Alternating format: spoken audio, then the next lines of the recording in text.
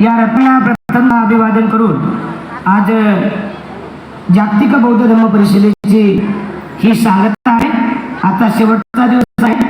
या दिवशी आपल्या औरंगाबाद शहराचे राजे आहेत असे माननीय महाउपासक संजयजी शिरसाट साहेब, सामाजिक न्याय मंत्री महाराष्ट्र राज्य तथा पालकमंत्री छत्रपती संभाजीनगर औरंगाबाद, मी त्यांना खूप खूप धन्यवाद देतो, मंगलकामना देतो। त्यांना हे कार्य करण्याची संधी आणि समाजाची सेवा करण्याची संधी त्यांना साहेबांना मिळते आणि त्यांचे उर्वरित काम मागचं काम जे करतात त्यांच्या सुपत्नी आमच्या ताई शिरसाट ताई, त्यांना सुद्धा मी धन्यवाद देतो। त्याचबरोबर त्यांची बहीण कृपाली ताई बावस्कर, त्यांना सुद्धा मी धन्यवाद देतो। या कार्यक्रमाचे स्वागत अध्यक्ष पूजनीय भदंत सुगत शांती महादेव बौद्ध, की ज्यांनी जवळपास 20 देशातील बौद्ध भिक्खू आणि भिक्खुनीची ओळख माझ्यासोबत दिली, मी त्यांना खूप खूप धन्यवाद देतो। आजचे ते स्वागत अध्यक्ष आहेत।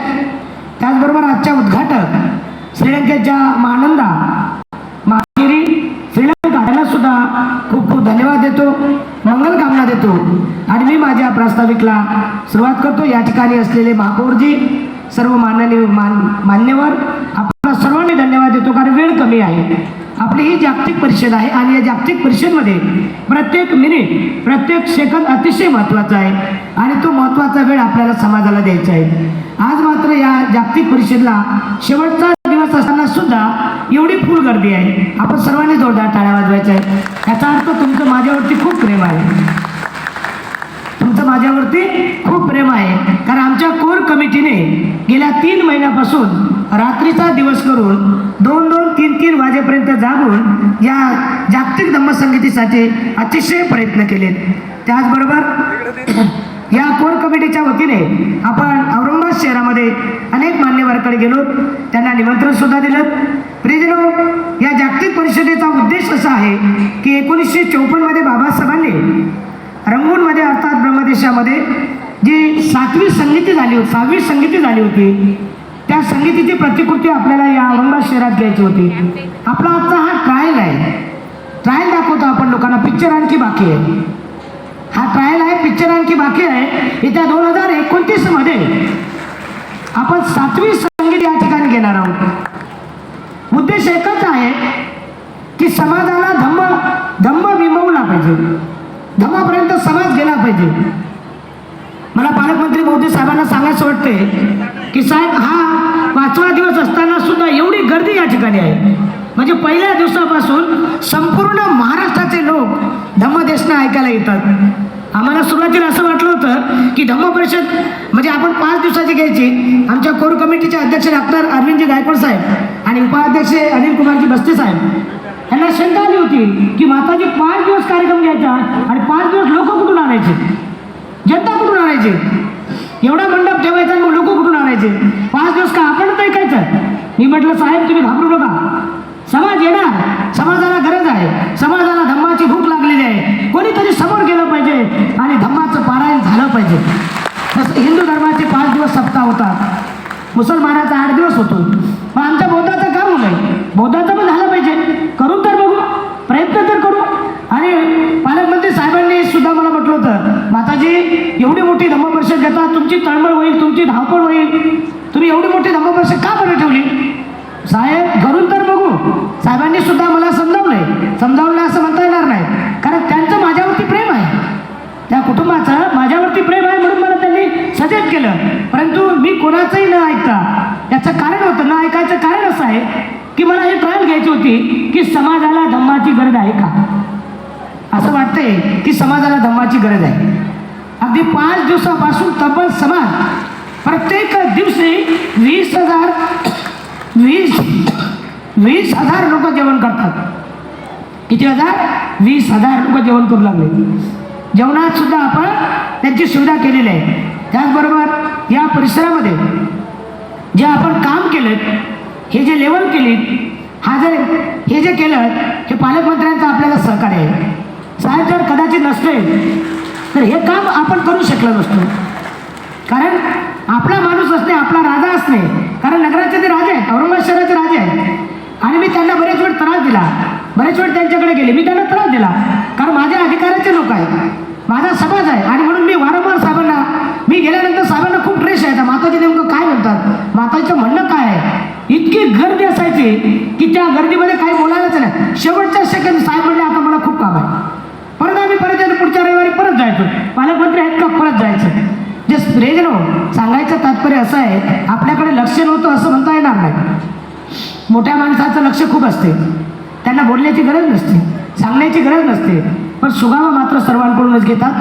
आज या ठिकाणी जे काही तुम्ही सपाटीकरणामध्ये बसलात, मी जोगेंद्र तायडे यांना धन्यवाद देतो. जे मंडपाची सुविधा ज्यांच्याकडे दिली होती आमचे ढाकरगे साहेब, त्यांना धन्यवाद देतो की त्यांनी दोघांनी हे जोगेंद्र तायडे यांनी 2 महिने JCB चालून ही लेवल केली. आणि आज आपण अगदी सुंदरपणे या जागेवरती बसून हे सर्व कार्य, हे सर्व सपोर्ट आपल्या साहेबांचा असल्यामुळेच आपण हे करू शकलो. प्रेजनो, येत्या काळामध्ये 2029 मध्ये आपण 200 देशातील बौद्ध भिक्खू आणि भिक्खुनी बोलवणार आहोत. आणि या औरंगाबादला दणदणून टाकणार आहोत की महाराष्ट्रात सुद्धा बुद्ध धम्म आहे, महाराष्ट्राचे लोक सुद्धा दानशूर आहेत, महाराष्ट्राचे लोक सुद्धा पुण्यवान आहेत. जेव्हा आम्ही बाहेर देशात जातो, माझी कॉन्फरन्स असते, तेव्हा मला बरेचसे लोक हिणवतात, भारत के लोक धम्मदान देते नाही.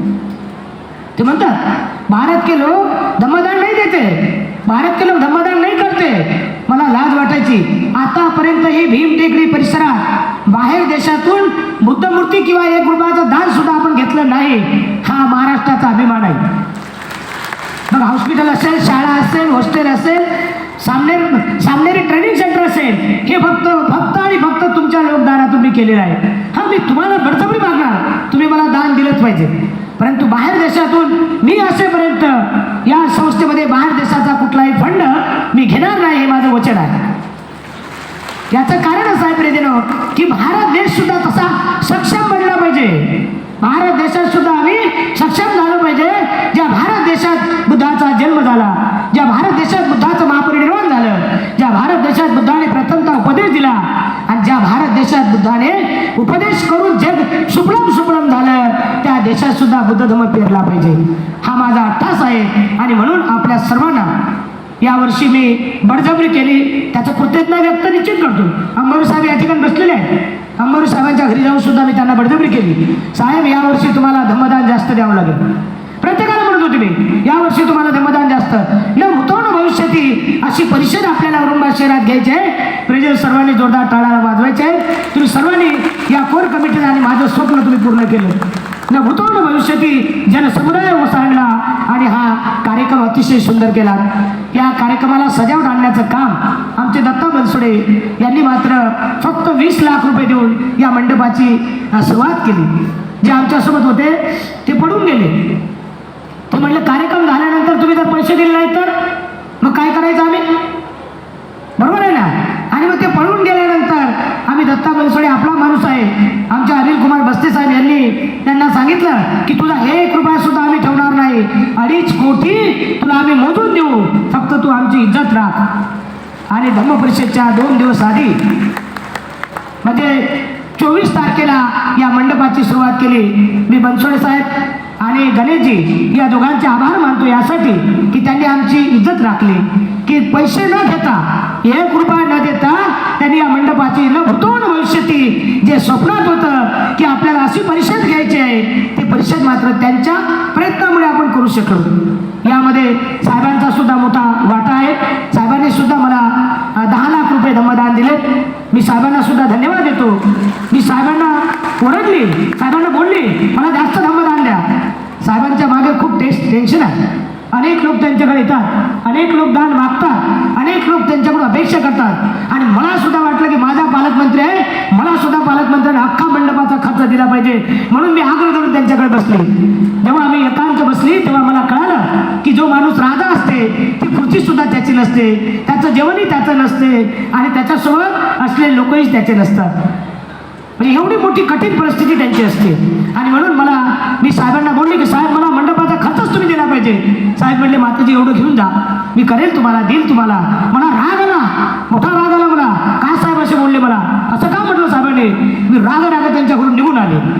साहेबांनी माझी कृतज्ञता बघितली आणि त्यांच्या व्यक्तीला पाठवून माझ्यापर्यंत आमच्या ताई यांनी धम्मदान पाठवलं. माताजीला सांगा, राग भरू नका, टेन्शन घेऊ नका, आम्ही तुमच्या सोबत आहोत. म्हणजे हे कोण करते? हक्काचे माणसंच करतात.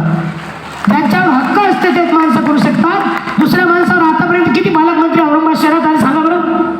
किती पालकमंत्री आले? कुठला बौद्ध भिक्खू गेला का? कुठल्या बौद्ध भिक्खूला दान भेटलं का? नाही. म्हणून बाबासाहेब म्हणतात सत्ता लय महत्वाची आहे. काय महत्वाचे आहे? सत्ता महत्वाची आहे. सत्ता असेल तर तुम्ही काम करणार, सत्ता नसेल तर तुम्हाला कोणी विचारणार नाही. म्हणून आपण विचार केला पाहिजे की आपल्या जीवनामध्ये आपल्याला बाबासाहेबांचे विचार पेरायचे आहेत.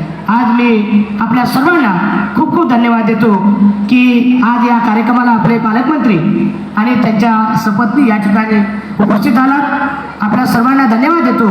समाजाने एक लक्षात ठेवायचं आहे, येत्या 2029 मध्ये आपल्याला ही जागतिक परिषद यावर्षी 30 देशातील बौद्ध भिक्खू आणि भिक्खुनी आपण बोलावून अख्ख्या औरंगाबाद शहराला नव्हे तर पूर्ण महाराष्ट्र आणि भारतातील बाहेर आपण 30 देशात हे लाईव्ह दाखवलं आणि सर्व देशामध्ये याची वाहवा झाली की कोर कमिटी आणि माताजींनी अतिशय सुंदर काम केलं. समाजाचं काहीतरी वेगळं आगळं चालू आहे, समाजाची प्रेरणा चालू आहे. हा मॅसेज पूर्ण देशामध्ये पूर्ण जगामध्ये गेला.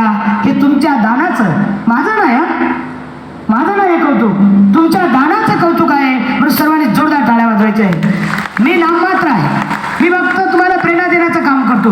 मी बाबासाहेब बुद्धांचा पोस्टमन आहे. मी माझ्या प्रवचनात नेहमी सांगतो मी बाबासाहेब बुद्धांचा पोस्टमन आहे. माझं काम एवढं आहे, तुमच्याकडे यायचं, लेटर टाकायचं आणि निघून जायचं. त्याचं उत्तर द्यायचं किंवा नाही द्यायचं हे तुमचं काम आहे. आणि आयुष्यभर मी बाबासाहेबांचा बुद्धाचा पोस्टमन म्हणून काम करेन हे मला आवडेल. प्रेजराव बाबासाहेब बुद्धांचा पोस्टमन होणं हे सुद्धा मोठी पदवी आहे. कारण एवढ्या मोठ्या महापुरुषाचा पोस्टमन होणे हे सुद्धा आयुष्यातली संधी आहे. मी माझ्या कुटुंबाला, माझ्या परिवाराला धन्यवाद देतो की त्यांनी मला एक भिक्खुनी बनवलं. या औरंगाबाद शहरातील लोकांनी मला वाढवलं, माझं शिक्षण केलं, मला खाऊपिऊ घातलं आणि त्यांना मला द्यायचं होतं. चौथ्या पिढीला मला काहीतरी द्यायचं होतं. मला ज्यांनी वाढवलं, मोठं केलं, त्यांचं दान घेतलं. त्यांच्या मुलांना मला बुद्ध धम्म पेरायचं होतं. चौथ्या पिढीला मला बौद्ध धम्म द्यायचा होता आणि म्हणून ही जागतिक परिषद घेतली. प्रेजनो, हिचा सम्यक उद्देश आहे येत्या चौथ्या पिढीला तुमचा बुद्ध धम्म 100 वर्ष ही स्तुती चालेल की निश्चित ही 7वी संगीती आपल्या औरंगाबाद शहरात झाली होती. ते अशा पद्धतीने कोर कमिटीच्या आणि पालकमंत्र्याच्या अध्यक्षतेखाली संपन्न झाली होती. हा मेसेज जगाला गेलेला आहे. प्रेजनो, आपण सर्वजण पुण्यवान आहात, भाग्यवान आहात. आपण हे कार्य जे करत आहोत हे समाजाच्या बेसिकसाठी, फाउंडेशनसाठी करत आहोत. कुठली एक धम्माचा प्रचार आणि प्रसार करणं हे आपलं, तुमचं आणि माझं कर्तव्य आहे. आज मी ज्यांनी माझ्यासोबत कार्य केलं असे डॉक्टर रवींद्रजी गायकवाड साहेब, ॲडव्होकेट अनिल कुमारजी बस्ते साहेब, RTO